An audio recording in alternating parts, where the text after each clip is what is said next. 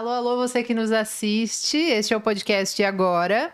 E hoje nós vamos tratar desta data tão importante que vai ao ar. Então, hoje, dia 21 de março, é o Dia Nacional das Tradições de Raízes, de Matrizes Africana e Nações do Candomblé. Vale lembrar também, antes de me apresentar, já vou dizer isso, que o dia 21 de março também é o Dia Internacional de Luta pela Eliminação da Discriminação Racial. Vou apresentar a todos aqui, mas já posso sinalizar para você que não nos enxerga que todos nós aqui à mesa somos brancos e sabemos que esse assunto tem relação direta com pessoas negras, com povos que vieram de África. Então, a gente está ciente disso, né? Não estamos fora dessa observação, mas achamos importante reforçar isso aqui, o sindicato sendo uma entidade que se identifica, se expõe, se coloca como uma entidade antirracista, para além de todas as outras coisas também. Mas, feito esse preâmbulo importantíssimo, quero dizer que eu me chamo Laís Escher, sou jornalista aqui do Sindicato dos Bancários, vou conduzir essa conversa e quero apresentar para vocês os nossos convidados. Aqui ao meu lado, Cláudia Estela de Rezende, diretora da pasta de Juventude e Gênero aqui do Sindicato dos Bancários, já é uma presença confirmada aqui do E Agora, bem-vinda. Obrigada, Laís. Temos aqui conosco, mais uma vez, recebendo pela segunda vez, Mãe Patrícia do Xangô e a Ialorixá da... Desculpa. Mãe Patrícia do Xangô, a Ialorixá da Casa da Roça, a Casa dos Orixás, bem-vinda. Obrigada, Laís. Bênção. A bênção, mãe. Temos aqui o padrinho César Guialbo, fundador e dirigente da Fraternidade Céu na Terra e do Orum Aie Axé, e da Escola Ayahuasqueira de Saberes e Práticas Ancestrais Afro-Ameríndias. Bem-vindo, César. Gratidão. Aqui a gente vai falar sobre algo relacionado especificamente, não sei se tão especificamente assim, vamos abrir um pouco, mas assim, esse campo da intolerância religiosa, que é algo que não é novo, que vocês já devem ter vivido mais de uma vez. Quero saber um pouco da história breve de vocês e depois vamos conversar um pouco sobre a experiência de terreiro, das casas, para entender de que forma isso, eu estava conversando antes com César, de que forma isso também é um caminho para os trabalhos sociais, né? Que as casas, as religiões nunca deixam de observar isso, né? As casas de religiões e... Enfim, nesse sentido, me contem um pouco, brevemente, César, estávamos conversando antes sobre como começou a tua iniciação, assim, né? Tava conversando sobre tua mãe de santo, conta um pouco pra gente. Isso, bom, eu sou um daimista ayahuasqueiro que acabou entrando na religiosidade afro-brasileira quase que meio que de gaiato, porque é uma coisa que eu realmente não esperava na minha vida. Quando eu busquei a ayahuasca, que através da religião do Santo Daime, foi mais a título de curiosidade com a bebida. Foi posteriormente dos efeitos terapêuticos da bebida. Mas aí acabei entrando na religião e me iniciando na religião, e na ocasião da minha iniciação formal no daimismo, foi que eu conheci a minha mãe de santo, que era uma pernambucana radicada no Rio de Janeiro, candomblessista do candomblé de Angola, que tinha migrado para o Santo Daime. Então foi assim que eu conheci minha zeladora, né? E anos depois, que eu já era dirigente, que já tinha minha casa de Santo Daime, minha casa tem 22 anos, nesse ano ela faz 23 anos. Minha mãe de santo, ela veio do Rio de Janeiro, onde me iniciou, me aprontou na minha casa, me trouxe os fundamentos, assim como eu estava te explicando. Ela me direcionou a trabalhar com as forças da natureza, com os orixás, dentro da religiosidade daimista. Mas nós não somos um bandaime, né? Não é uma mistura de umbanda com santo daime. Eu fui mais a fundo no estudo dos orixás mesmo. E, curiosamente, como eu estava te dizendo, como a minha mãe de santo era do Angola, ela cultuava os inquices, mas ela mesmo dizia que se referia aos inquices como orixás, porque é um nome que todo mundo conhece mais, mas ela entendia os orixás como forças da natureza, né? E hoje, como eu estava te falando, com a chegada do Ifá, assim, ao nosso conhecimento, os orixás são entendidos como divindades africanas, né? Como ancestrais divinizados. Então, a nossa casa é uma casa bastante aberta ao estudo de uma forma geral. Assim, quando passei a estudar a religiosidade afro-brasileira, dentro do Santo Daime, eu estudei o Queto, estudei o Angola, estudei variadas religiões, assim, variadas matrizes assim, africanas, porque é tudo muito, muito vasto, não é? Né? Tem o Candomblé, tem Angola, tem o Queto, tem o Batuque, né? Tem, lá no Maranhão tem outras linhas que trabalham com a religiosidade afro-brasileira. Então, a minha história é mais ou menos essa, assim, né? Eu sou um zelador de santo que se fez no Santo Daime. Uma coisa bem curiosa, né? Eu nunca frequentei um terreiro de candomblé, assim, nem de batuque. No Santo Daime foi toda a minha escola direcionada pela minha zeladora. Interessante. Falei aqui que somos todos nós brancos, né? Eu sou branca, não sei como todos vocês se identificam de fato, né? Mas estava me referindo especificamente a vocês. Padrinho, que inclusive foi uma indicação do Sandro, nosso diretor aqui do sindicato também. E Patrícia, que é a mãe de santo da Cláudia Estela. Queria que vocês duas contassem, vocês têm uma experiência conjunta de alguma forma, não sei se posso dizer assim, de um espaço que vocês compartilham e praticam a sua religiosidade. Enfim, contem um pouco juntas e dessa experiência de vocês, de como vocês se enxergam e a partir da própria religião, como vivem isso, né? Porque a espiritualidade é a nossa vida todos os dias, né? É uma vivência, né, Luiz? É uma vivência. Bênção as minhas mais velhas, as minhas ancestrais. A gratidão é estar aqui nesse espaço, né? Construir junto esse espaço, porque antes de mim, muitas das minhas já passaram por aqui para eu estar aqui hoje. Acredito muito nisso, né? E bênção aos meus mais novos, bênção a minha filha. Né? Hoje é quinta-feira, dia de Oxóssi. Acredito que todos nós estamos semeando.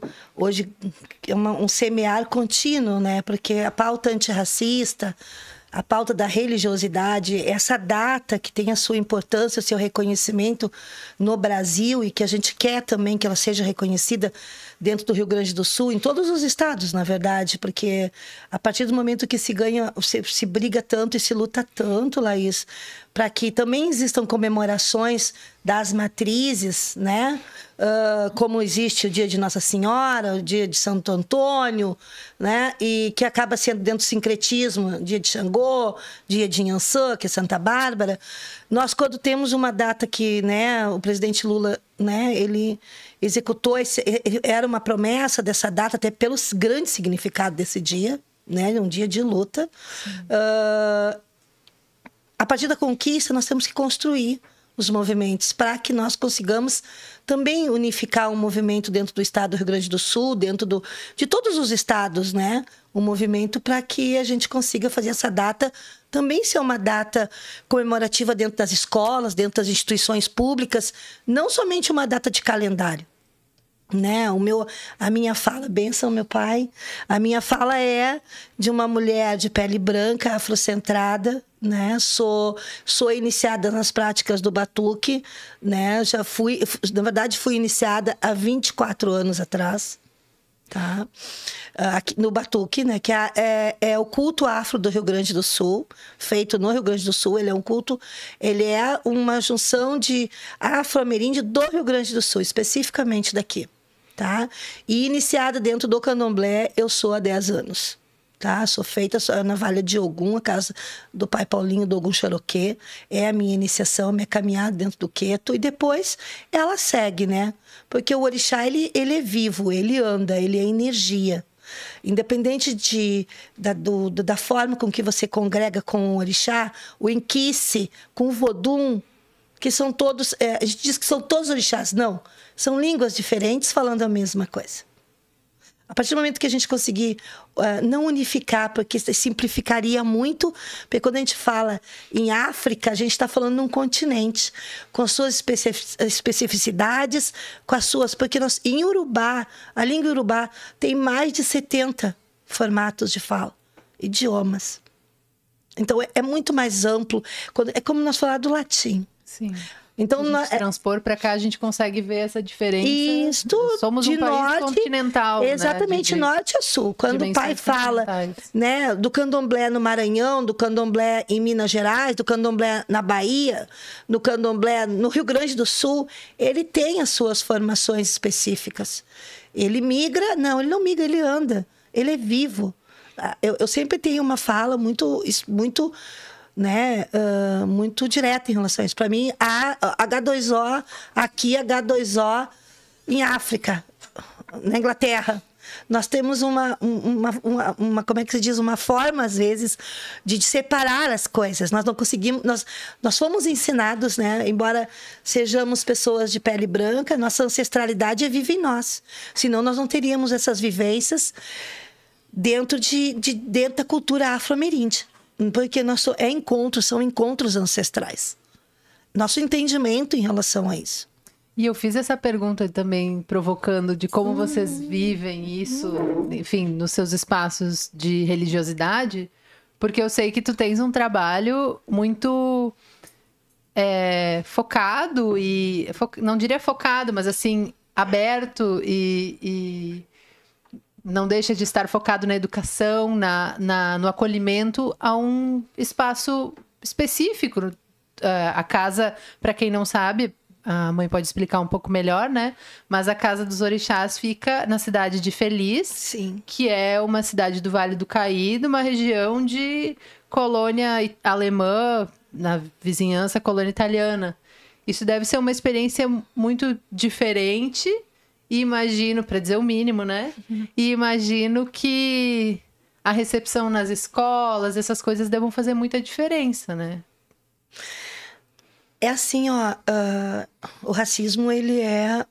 nós temos o pior formato de racismo, né? Que é o que nós simplesmente negamos.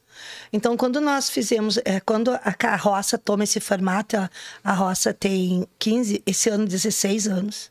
Né? E quando inicio esse trabalho, ele nunca foi um trabalho desligado à educação. Porque as minhas bases ancestrais, elas são mulheres da educação. Eu, quando vou conhecer casas matrizes, casas antigas, São Paulo, Rio, Salvador, todas elas são de mulheres que estudaram e que colocaram suas famílias, as suas mulheres de axé dentro das faculdades para abrir espaço dentro da educação, porque não existe hoje qualquer luta, tanto a luta antirracista, como, né, todas essas lutas que nós estamos vivendo, elas têm que ter um esclarecimento dentro da sala de aula, dentro da educação. O início de tudo é dentro da educação. Nós estamos indo de encontro a termos que ceder para que professores aprendam, para que possam ensinar. E quem está ensinando hoje, quem está letrando, quem está fazendo o letramento racial, são as comunidades de axé, que dentro dessas comunidades já foi... Porque nós temos as vivências, nós vivemos. Eu não tenho práticas de religião do candomblé. Eu tenho práticas de candomblé, de vivência de candomblé. Como o pai tem práticas, né, do Santo Daime, né, da Ayahuasca, são práticas, nós vivemos. Nós não chegamos lá e colocamos uma roupa, porque nós temos muito uma visão eurocentrada do que é o nosso culto, que na verdade é um culto ancestral. Não é porque não somos religião que o culto ele é pagão. Sim, ele é pagão, nós não somos cristãos. E isso não quer dizer que eu não respeite Cristo. E nós falarmos disso abertamente e falarmos disso dentro de sala de aula e de encontro a essa lei que está atrasadíssima, 21 anos, 10.639, né? E ter espaços que nem a Roça. E a Roça se encontrar na Cidade Feliz é sim uma incógnita, é um encontro que a gente consegue entender a partir do momento que a gente se depara com o estudo.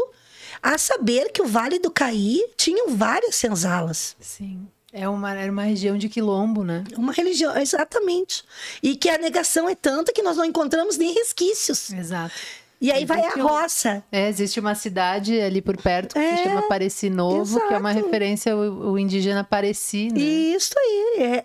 Ele é um quilombo indígena, que é verdade, o quilombo ele abraçava, né, a população negra, escravizada e os indígenas. O Vale do Caí tem uma das maiores matanças, está escrito e descrito na história do Rio Grande do Sul, da população indígena, caigangue, que ela acaba migrando para o lado de Passo Fundo, mais para Erechim. E essa história não existe. Eu sou moradora há 20 anos e dentro das escolas tu não escuta falar isso.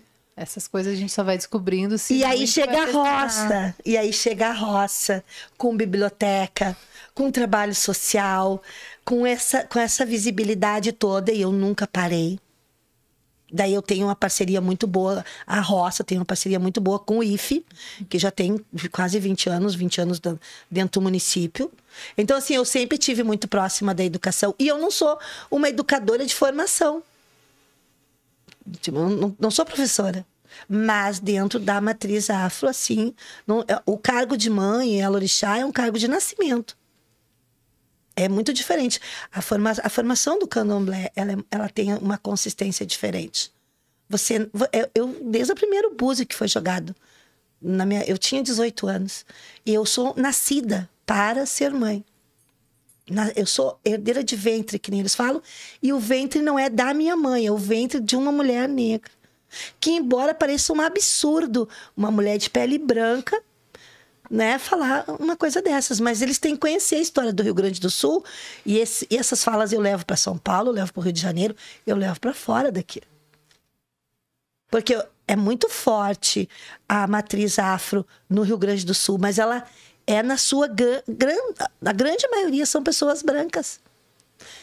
E não afrocentradas, que é hoje o pesar, que é essa busca que se tem. Se afrocentrar a população de matriz afro, para que se faça esse trabalho dentro do seu povo. Porque o trabalho social, as casas de macumba, os terreiros fazem no seu início. O trabalho de saúde pública, o trabalho de psicologia, o trabalho de amparo às mães abandonadas, o trabalho social está dentro dos terreiros. A gente estava justamente conversando sobre isso, né? Que... César me contava, antes de vocês chegarem, que na fraternidade existem organizações dentro da fraternidade que trabalham, então, o antirracismo, o feminismo. Não sei se também tem alguma corrente, com certeza, uma pessoa eu sei que é LGBTQIAP+, que frequenta. Então, como é que é isso? Porque essas coisas não se dissolvem, né? O daime, o santo daime, a ayahuasca, né, é um chá que a gente bebe para expandir a consciência. Então, quando a gente expande a consciência e tem a oportunidade de ter uma visão de altura, uma visão espiritual da vida, a gente pressupõe que essas pautas elas seriam, assim, nulas. Para que a gente falar de racismo? Para que a gente falar de qualquer tipo de preconceito? Só que não é bem assim que funciona. Infelizmente, não né, é pai? assim que funciona. Então a gente tem que estudar, tem que se letrar. Então, como eu estava te dizendo, dentro da fraternidade acabou se gerando um núcleo que é o coletivo antirracista do Orunhaê Axé, os filhos do Orunhaê Axé. Até chegou uma representante ali, a Maria José. Então o povo negro da fraternidade se uniu e começou a apontar coisas assim, opa, mas aqui tem racismo aqui dentro, né? E eu, mas como assim tem racismo? Claro que não tem. Então isso exige um letramento, né? Quando eu conheci o pai Paulinho do Choroquê, né, que ele jogou búzios para mim e me falou literalmente aquilo que a minha mãe de santo tinha me falado lá no Rio, que me caiu os puteados do bolso, né? Ótimo. E aí ele disse, o senhor é um branco negro. Mas isso é uma coisa que hoje eu percebo que soa ofensivo. porque a gente não tem esse letramento. Esses dias não, algum tempo atrás, uma menina falou isso na comunidade: eu sou uma branca negra. E o povo negro lá do terreiro ficou ofendidíssimo, né? Com toda razão, tem né? coisas que passam, assim, desapercebidas, né? Então, o racismo estrutural, por exemplo, é uma coisa que os brancos não percebem, a não ser que estudem. Sim. Né? Como eu estava dizendo, quem trabalha com axé, quem trabalha com qualquer religiosidade afro-brasileira tem uma obrigação de ser antirracista. Uma obrigação. Só que a gente não se dá conta disso de primeira, né? Não, a gente vai andando, né? Aí é o que eu penso que a espiritualidade ela é tão perfeita que ela nos conduz. Senão não estaríamos aqui. Somos irmãos de jornada espiritual, embora de faculdades diferentes. Faculdades em África, né? Faculdades ameríndias diferentes, mas com a caminhada direcionada para o mesmo lado. Essa é a grande jogada do nosso povo. Por isso que nós estamos nessa luta de nos unirmos. Cláudia, eu queria te perguntar como é aqui dentro do sindicato ser uma mulher de axé. E como tu vive isso, né? Aqui dentro, porque tem uma institucionalidade. Poxa, no fim das contas, se a gente pensa, é um lugar de banco, sabe? Aquela coisa fechada, dura. Sim. Como vocês vêm trazendo isso? Primeiramente, benção, minha mãe, benção, meu pai. Abençoe. Eu nunca senti nenhum problema aqui dentro do sindicato. Eu acho que é um lugar, uma instituição, né, que foi feita de vários bancários, mas eu acho que a gente tem pautas e lutas em comum. Eu vejo que há um processo de desconstrução, né? Mais, às vezes, atrasado em alguns aspectos do que em outros, né? Porque tem várias pautas, né? Tem a pauta antirracista, tem a pauta do feminismo, né? Então, a gente sente essas dificuldades no processo geracional aqui dentro do sindicato mesmo, que existe, né? Sim. Existe uma transição, né? Que a gente vê. E algumas coisas que são mais difíceis de quebrar do que outras, né? Mas eu tô muito bem colocada ali na minha sala. Do outro lado tem a sala do Sandro. Então, a gente conversa, a gente troca algumas, né? Muitas coisas assim. Então, a gente tá perto de quem é também de matriz. Também isso é muito importante. Mas eu queria fazer uma fala aqui sobre o nome dessa lei, né? Que fala... Dia Nacional das Tradições das Raízes de Matrizes Africanas e Nações do Candomblé. Por que ele colocou essas duas questões separadas? Raízes de matrizes africanas e nações do Candomblé. Você falou que somos todos brancos aqui, né? Faço a minha Não, mas somos todos brancos aqui. Mas a questão é que somos todos brancos, mas de tradições de matriz africana. Né? E o Rio Grande do Sul é o estado que tem maior número de casas, né, de matriz africana. Embora seja um estado que tem maior número de brancos. 30% ao né? Então, nós vamos ter muitos brancos dentro das tradições de matriz africana, que é o que o pai falou, que tem que se letrar. Tem que se letrar para saber que essa tradição traz. Né? O quanto sofreu esse povo para poder fazer permanecer essa tradição. Né? Então, a gente tem um trabalho. Os brancos, dentro dessa tradição, têm um trabalho longo, né?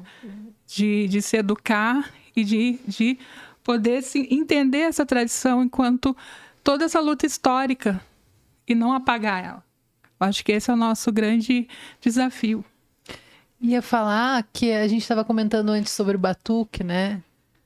Tu falaste, mãe, que teve iniciação no batuque, né? É uma religião do Rio Grande do Sul, assim, não sei se posso dizer que foi surgida aqui. De que forma a gente conta isso para o restante do Brasil? Porque é uma data que a gente celebra nacionalmente. E as pessoas, o marketing faz o seu trabalho, né? As pessoas acham que aqui só vivem brancos, loiros, de colônias alemãs, italianas, polonesas. Tomando vinho. Tomando vinho. E aqui temos uma religião do Rio Grande do Sul. Muito forte, inclusive. Exato. E muito bem institucionalizada, viu? Muito bem colocada. Eu, em todos os espaços que vou, não deixo de citar. Eu já tive em vários processos, junto né? Eu já fui bastante para Salvador, hoje vou menos. E eu tive em várias formações com povos de casas matrizes, né? Casas que são o alicerce do candomblé, assim, né? E assim, ó, o que eu sempre falo, nós, enquanto falamos, eu até tive essa pergunta, por que tu fala em África? Em África. Porque você fala na África, você fala na cidade, no estado, no país. Né? Você entende? Você simplifica. A África é um continente com muitos países, com várias tradições. Por isso fala tradições, com várias tradições. E uma dessas tradições é o batuque do Rio Grande do Sul, que vem especificamente de um lugar de África. Então, quando a gente fala de povos escravizados, nós temos que ter muito cuidado nessa palheta, não só de cores, mas de lugares onde essas pessoas foram. Essas pessoas foram escravizadas de lugares e países diferentes. E foram jogadas dentro dessa terra chamada Brasil, né? Para os ameríndios Pindorama. Era essa a minha próxima pergunta. E os povos ameríndios? Eles se unem. Eles se acabam... Porque assim, tanto o batuque como... Vamos começar pelo começo. Tanto a Umbanda, o batuque, o candomblé, a pagelança, o tambor de mina, a chambada, que eu acho que é assim o nome, o candomblé de Xangô, todas essas, várias outras denominações eu te daria assim, inúmeras, tem inúmeras denominações, tá? A quimbanda, né? Todos esses formatos, eles são uma grande mistura, com influência do catolicismo, com influência do colonizador. Porque dentro do candomblé tem muita influência também do colonizador. As vestes, né, as rendas, a maneira com que colocamos as roupas tem muito a ver com as cortes. Então, nós temos muitas influências, né? Nós temos que ter por isso que a gente diz, por isso que a data, por isso que a comemoração não é só povos de tradição de matriz africana e ameríndias. Tem que contemplar todas as tradições de matriz afro e o candomblé. Porque o candomblé... Por que a gente fala o candomblé? Nós temos vários motivos e vários embates sobre isso. E eu não entro em nenhum debate específico. Para mim, as tradições, elas estão todas elas nas suas direções para um caminho só, para agregar os seus, que falam aquela língua. Tu não tem que ser do candomblé, não tem que ser do batuque. Né? Nós somos... É uma língua. E isso tem que te chamar, tem que te acordar, tem que acordar o teu interior. O orixá está no teu interior. Então, quando a gente fala dessa data e a gente diz assim, as tradições, nós estamos falando realmente tradições. Nós temos que colocar um mapa mundi na sala de aula e realmente aprender que cada país tem suas tradições. Porque nós reconhecemos que a Inglaterra tem sua tradição, que o Brasil tem a sua tradição, que a Espanha tem sua tradição, que a Inglaterra tem, que os Estados Unidos tem a sua tradição, mas a África é só África. Não é só África. Angola, que é o candomblé de Angola, que o pai falou, tem as suas tradições. Queto vem especificamente de um lugar, o Jeje vem especificamente de outro lugar, assim como o batuque no Rio Grande do Sul. Que é Nagô, que é Oió, que é Cabinda. São regiões que hoje são cidades, ou são estados, ou são países. Então, a gente requer aprender. Requer ir para dentro de um atlas, requer ir novamente para estudar geografia, requer estudar história, para falar sobre qualquer coisa que se chame, qualquer movimento hoje africanista, qualquer movimento antirracista, porque está tudo coligado. A sobrevivência, o quilombo, ele não é somente... O quilombo, ele não prolifera uma religiosidade. Dentro de um quilombo, tem várias conjunturas espirituais. Mas a finalidade do quilombo é proteger a sua comunidade. Então, assim, nós temos que ter essa sensibilidade. E eu acho que a partir do momento que o nosso povo de axé ser menos combativo entre nós. E nós consigamos falar mais claramente. Porque assim, ó, eu não acho mais fácil ter uma casa de candomblé, de umbanda ou de quimbanda na cidade de Porto Alegre, ou na cidade de Alvorada, ou na cidade de Feliz. O racismo está exposto a todos. Ou melhor, nós estamos. Tanto que nós somos colocados mesmo como pessoas de pele branca, quando nós tivermos identificados, uma fala se torna um crime, uma fala racista se torna criminosa. Então nós temos que ter esse cuidado. É muito importante essas rodas. E nesse espaço, aonde muitas pessoas... Eu tenho inúmeras amigas que são bancárias e que são mulheres feitas na nação e que não se identificam, porque senão jamais estariam em cargo de poder, de gerência dentro das instituições bancárias. Você perguntou para minha filha, só que antes dela ser minha filha, eu tenho outras filhas que são bancárias. Sim. E que são pessoas líderes, que são gerentes de conta, que estão pleiteando uma gerência, e se elas se identificarem enquanto candomblecista, ou enquanto do batuque, ou enquanto da umbanda, ou enquanto da quimbanda, elas não vão mais ser cotadas. Então o racismo existe, sim.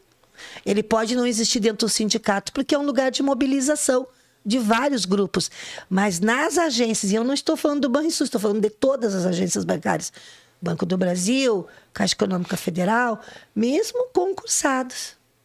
Se eles entrarem, que nem nós que somos, quando damos santa no candomblé, durante 7 anos, nós não podemos usar roupa preta. E na sexta-feira temos que trabalhar de branco, iori coberto.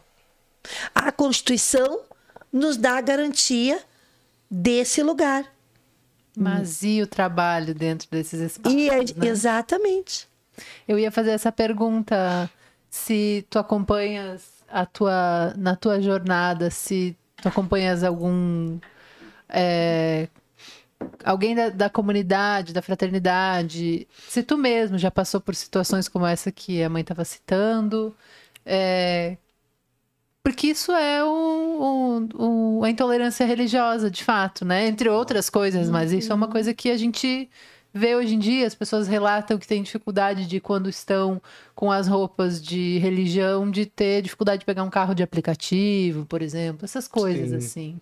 Sim, e tu sabe que, curioso, né? A mãe Patrícia estava falando, e a mãe Patrícia é uma enciclopédia, né? Não, então eu tava ali bebendo ali, né? E concordo com tudo, concordo Axé, com tudo. meu pai. Eu acho que o que mela as religiões é a desunião. A desunião, porque o povo de religião, e isso eu incluo o Daime também, muitas vezes é muito desunido. Então existem lutas que não merecem ser travadas, que geralmente são de legitimidade, a minha casa tem mais fundamento que a tua, e essas coisas assim do ser humano, né? Agora, curiosamente, quando eu cresci numa família de brancos, italianos, e sem nenhum contato com religião afro-brasileira, né? E quando a gente passava, muitas vezes, de carro por uma esquina e tinha alguma oferenda, aí meu pai e minha mãe diziam: olha, chuta que é macumba, isso aí é coisa de gente ignorante. Então a gente cresce ouvindo isso, né? Quem não tem contato. E aí, quando a gente vai estudar as religiosidades afro-brasileiras e africanas, porque, como a mãe Patrícia estava dizendo, não dá para a gente colocar tudo numa panela só, porque é muito, muito, muito amplo, né? Axé. Então, o candomblé é essa costura toda, né? Por exemplo, né? De várias etnias, né? De diversos povos que foram escravizados juntos, né? Agora eu estava me remetendo, o meu filho, um dos meus filhos, estuda num colégio marista. E um dia eles foram... o meu filho convidou os colegas para ir lá em casa. Mas o meu filho já estava preocupado, porque eu moro no terreiro lá, na minha casa fica de um lado, o terreiro fica do outro ali, né? Mas eles passam e ele estava preocupado com isso, meu filho. Estava dizendo: bah, meus colegas aí não vão entender, né? E os guris, quando foram lá, eles estavam com medo. É sério? Eles estavam com medo, eles estavam assim, né, olhando para as imagens, assim, muito preocupados, né? Então essa ligação das religiosidades afro-brasileiras com o mal, né, com esse estigma que se faz, principalmente com o Orixá Exu, que todo mundo sabe, né, aquela coisa de dizer que Exu é o diabo, essas coisas todas, né? Então tem esse imaginário, né? Então a gente vive isso. Por exemplo, quando eu cheguei aqui, eu não cheguei de guia, não cheguei. Eu fui botar as guias aqui dentro, não por nada, até sairia na rua de guias e tudo, mas eu evito, né? Na rua eu saio mais da paisana, deixo para usar as guias, as vestes mais ritualísticas em determinados contextos, né? E volta e meia a gente vê pessoas que são oprimidas, né, por serem de religião. Isso a gente vê todo dia. Diariamente. Todo dia, né? Atualmente, agora, com essa coisa da extrema-direita, isso aí piorou muito, né? Então, são terreiros que são destruídos. Esses dias eu vi um motorista de aplicativo não quis levar uma pessoa porque ela estava com roupa de santo. Então tem uma coleção de histórias assim, né? Então o racismo, o preconceito é uma coisa muito viva, né? E lá na nossa casa, por exemplo, estava perguntando em relação a LGBT, lá na nossa casa, graças a Deus, a gente tem uma mentalidade bem aberta para conversar sobre tudo, absolutamente tudo, né? Então essas pautas de misoginia, homofobia, racismo, isso aí é uma pauta que frequentemente rola lá nas rodas de conversa, né? Sim, que bom, porque as pessoas encontram acolhimento e sabem que aquilo é pensado e discutido, porque, claro, um ambiente aberto, enfim, que já é de povos que são minorizados, né, em direitos, assim, hoje em dia, claro, viemos na luta contra esses crimes que são cometidos, né? Que todos não são denominados e ainda não podem ser punidos, mas as pessoas sofrem com isso, né? Agora tu sabe que tem uma curiosidade do Santo Daime, que o nosso mestre é negro. Era um negro maranhense que se radicou no Acre e ele conheceu a ayahuasca no Peru, né? Quando ele era seringueiro, participava do Exército da Borracha e trouxe a ayahuasca para o Brasil. Não que não tivesse no Brasil, já tinha, Sim. Mas ele conheceu no Peru. E quando ele fundou a doutrina do Santo Daime, era uma doutrina que basicamente é cristã, né? E o mestre, ele tinha uma mãe muito católica. Então se perguntavam como é que um negro maranhense, criado na terra do tambor de Minas, como é que o homem sai cristão, assim, né? Muita gente até cogita que ele fez isso, assim, estruturou a doutrina dessa forma como uma proteção. Imagina um negro lá na década de 30, fundando uma religião com uma bebida que expande a consciência. Já pensou se ele viesse com toda uma história assim que não fosse uma história bem de branco, um catolicismo, será que ele ia ter cristão, né? A igreja, né? Ele monta a igreja do Santo Daime. Eu conheço a história. A igreja, e daí ele realmente, a igreja é montada numa concepção bem cristã. Sim. Exatamente, o desenho e até a estrutura da filosofia cristã. É onde que nós falamos, né? Que a Umbanda, ela vem na sua sobrevivência, sobrevive a Umbanda em função do sincretismo.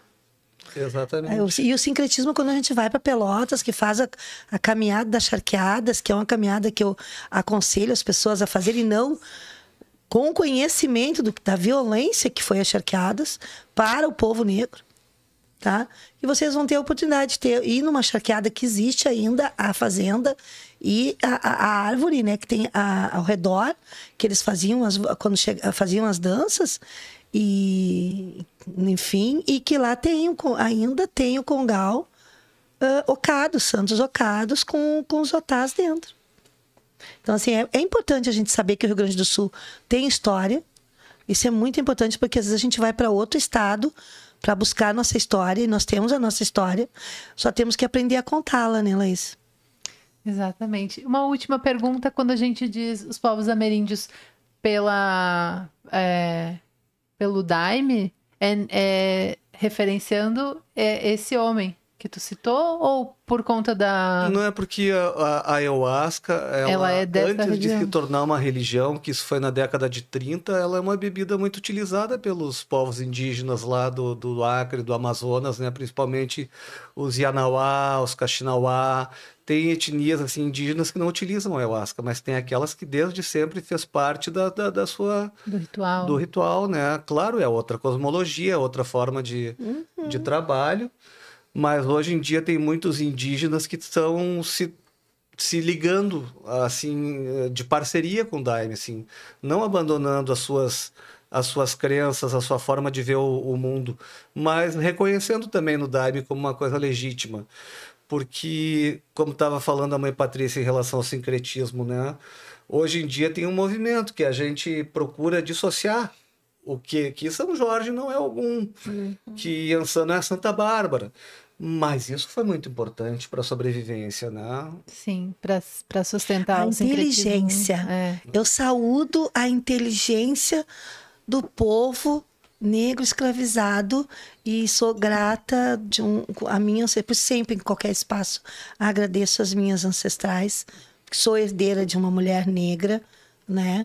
E eu agradeço por causa disso. A inteligência. A capacidade da inteligência. E de manter esse saber aqui, né? Eu vou encerrar para você ver o quanto a ciência é antiga. E que a ciência não é da Europa, ela é de África. A batata cará nós servimos para Ogum. Ela não produz aqui no Rio Grande do Sul, porque ela é de uma região extremamente quente. No Rio Grande do Sul, para Ogum, nós servimos feijão preto e carne. Qual é? Churrasco, né? Costela. O que une esses três elementos? Em extremos, do Iapó, que eu estou falando, ao Chuí. O que une? A batata cará é rica em ferro, o feijão preto é rico em ferro, e se você for anêmico, você é indicada a comer carne mal passada. O único lugar que tu come mal passada aqui no Rio Grande do Sul é no churrasco. Como é que essa população se comunicou? Ou ela já vinha comunicada e conectada, mesmo separada e sendo tirada sua identidade, seu nome, sua família, sua etnia animalizada? Isso é ciência que eu estou falando aqui. Sim, muitas vezes as pessoas não entendem ou desdenham essas religiões, as tradições, para começar, na verdade, as religiões... São enfim, tradições. Né? E a cultura alimentar, todas essas coisas estão traduzidas nisso, né?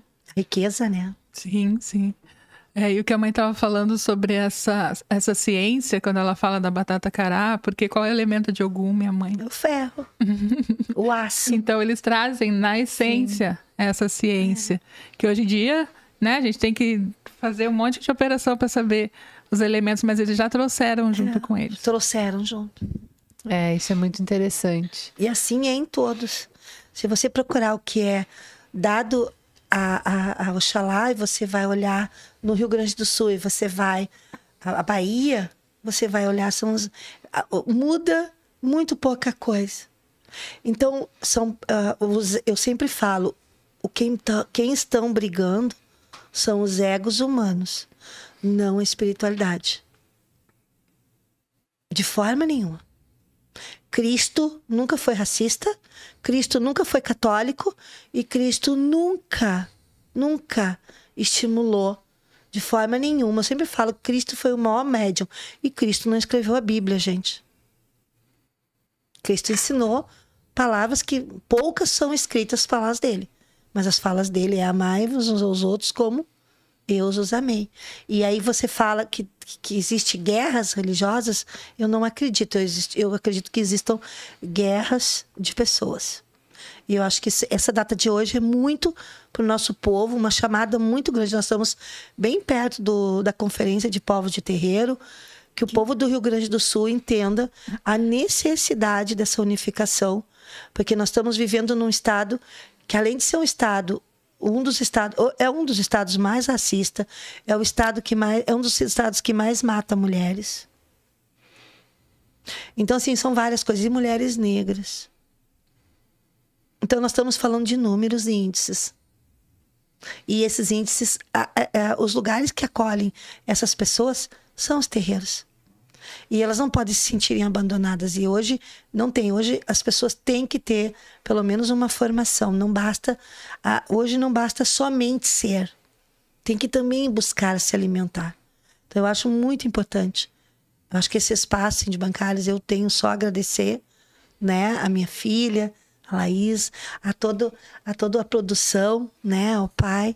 Mas eu acho muito importante que nós consigamos entender que se tu vai para um movimento conferenciar pessoas, juntar pessoas, tu unifique elas, as junte. Que eu, enquanto candomblessista, o pai, enquanto... né, da ayahuasca, você enquanto umbandista, a Cláudia enquanto quimbandeira, e, enfim, que nós consigamos sentar e poder criar, poder tensionar para que criem leis e que nos identificamos. Que foi uma maior dificuldade agora nessa enchente de maio.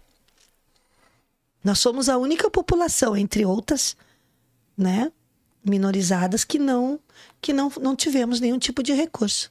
Os povos de terreiro. Isso. Eu ia fazer essa colocação, né, de que, para encerrar, pedir para vocês fazerem as suas colocações finais, mas citar isso, né, de que eu mencionei a cultura alimentar, que enfim, as tradições são culturais, que a gente, não sei, eu sou da época que, né, a gente aprendia ensino religioso na escola, e aí era... Dependendo quem era o professor, a professora era sempre a mesma religião. E aí tu faz um movimento para conseguir entender as outras religiões, porque passa pela vivência, como é a primeira fala da mãe aqui, né? A gente tem que conhecer, claro, suas iniciações são em outros momentos, né? Mas fazer esse conhecimento, porque isso é cultura, isso é o nosso país, é isso que vocês mencionam, né? São vastas as abordagens, as possibilidades de cada tradição, né? Então isso é algo que a gente precisa continuar demandando, né? Aproveitar esses espaços institucionais, mas, enfim, pressionar para que a gente consiga avançar mais para conhecer, porque assim a gente conhece a nossa própria história, né? Enfim, quero pedir para vocês fazerem suas colocações finais. Começo contigo, Cláudia. Bom. Eu só tenho a agradeço a mãe Patrícia por ter aceitado estar aqui de novo, né, conosco. Ao pai também, eu adorei conhecer a história também. Eu fico muito feliz, Laís, da gente ter essa oportunidade desse dia, que é tão importante para as tradições de matriz africana. Acho que a gente tem que cada vez mais, que puder dar visibilidade, sabe, para essa pauta, que puder trazer, sabe, não só em novembro, entende? Não só lá em novembro concentrar todo mundo. Vamos trazendo mais pessoas para falar, para trazer, para normalizar na nossa sociedade que as tradições de matriz africana existem e mostrar a riqueza delas, né? Para a gente poder estar combatendo esse racismo religioso, essa intolerância que o pai falou ali, tantos casos que a gente viu esses últimos dias, né, de terreiros destruídos, de pessoas, né, agredidas. Então eu só tenho que agradecer os Cid Bancários por esse espaço, né? E é isso. Mãe, tem mais alguma colocação? Eu agradeço também. Eu acredito muito que a cultura, né, a educação ela abarca todas, né? Mas a cultura ela é hoje uma grande porta de entrada para todas essas falas, esses conhecimentos e saberes. E eu vejo o trabalho dentro do Cid Bancários, o teu trabalho acompanho também, acho que tu traz pautas que são bem pontuais e congrego com a minha filha que nós temos que estar, sim, ocupando os espaços. Nós temos que nos colocarmos também, não podemos mais ser somente tratados como objeto que possa se vender ou comprar algo. Nós somos povos que temos conhecimentos, saberes e sabemos também aplicá-los. Né? E que a nossa oralidade é forte e que nós temos que realmente estar nos espaços e deixarmos de nos oprimidos já somos, né? Mais de 300 anos. mas que nós também temos que romper essas argolas de opressão e entrarmos nos espaços, sim. Eu ando, pai, muito, muito paramentada. Eu ando mesmo, eu vou paramentada. Eu não tenho cara feia, viu? Eu sou uma pessoa que não deixa passar. Eu sou difícil. As pessoas dizem quando elas falam comigo que eu sou uma pessoa difícil.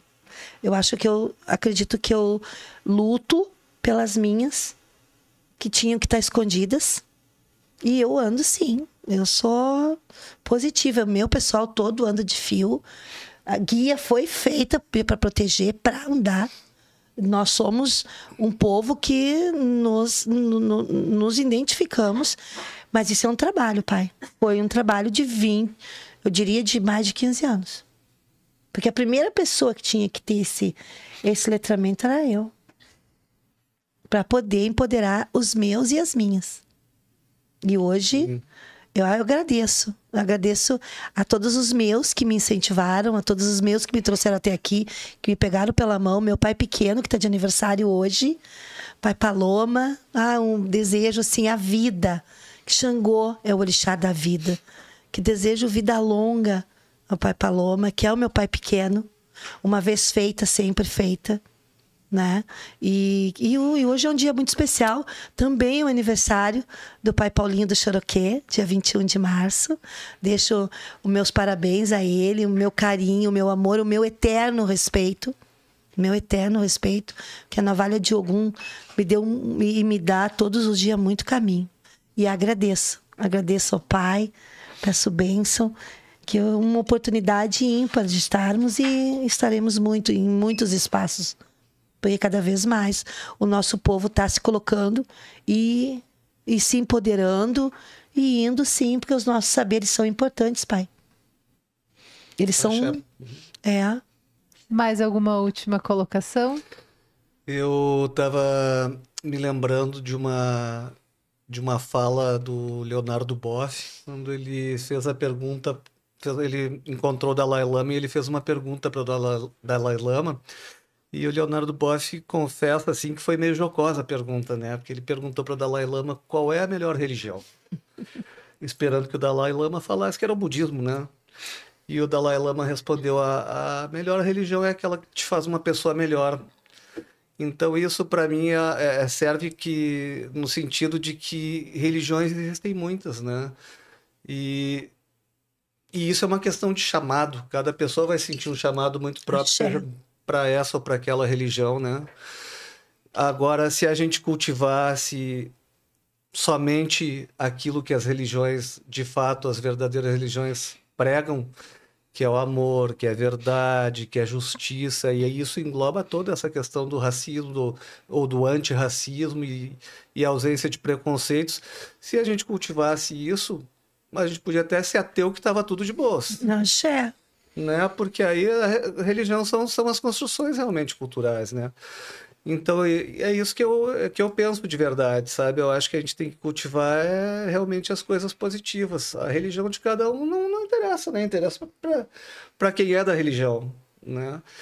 E longe de ser o que eu ouvia na infância, que as religiões afro-brasileiras são coisas de gente ignorante, muito pelo contrário.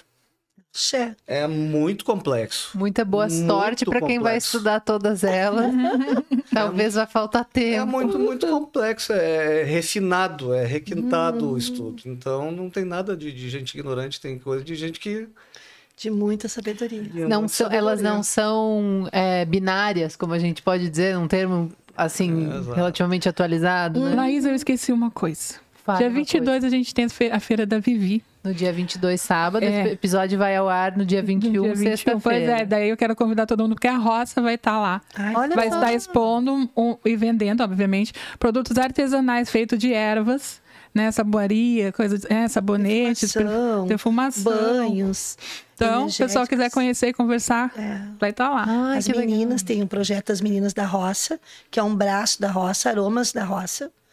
E elas já é o segundo ano, né? É o segundo ano. O segundo ano. Elas vão estar sábado todo mundo para ir lá.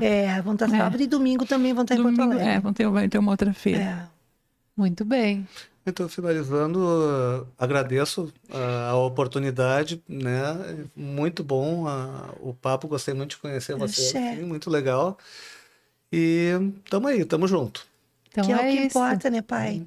É isso, pessoal. Um abraço especial também ao Sandro, que não está aqui sim, presencialmente, mas está conosco. Querido. E é isso, pessoal. Eu agradeço a todos vocês. A gente fica por aqui com o podcast agora. Na técnica deste programa, Diego Dornelles. Na coordenação de comunicação, Aline Adolfs. Na direção de comunicação, o Sérgio Hoff. Eu sou a Laís Escher, produzi juntamente com a Cláudia e com o Sandro esse programa. Apresentei esse programa e agradeço então a todos vocês mais uma vez por terem vindo e a você por ter nos assistido. Axé. Axé.